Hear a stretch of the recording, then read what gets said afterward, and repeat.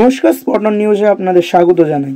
আসন্ন কলকাতা ফুটবল লিগের আগে আইএফএর উদ্যোগে প্রিমিয়ার ডিভিশন ম্যাচ পরিচালনাকারী রেফারি এবং অ্যাসিস্ট্যান্ট রেফারি এবং চতুর্থ রেফারি নিয়ে রিফ্রেশার ওয়ার্কশপ অনুষ্ঠিত হলো বৃহস্পতিবার বিবেকানন্দ যুব ভারতী ক্রীড়াঙ্গনে। এই ওয়ার্কশপে সদ্য সমাপ্ত আইএসএল ম্যাচের ভিডিওর মাধ্যমে সংশ্লিষ্ট ম্যাচের রেফারিদের নানা সিদ্ধান্তের বিষয়ে পর্যালোচনা করা হয়। এছাড়া মাঠে ভিন্ন ঘটনায় রেফারিদের ভূমিকা নিয়েও আলোচনা করা হয়।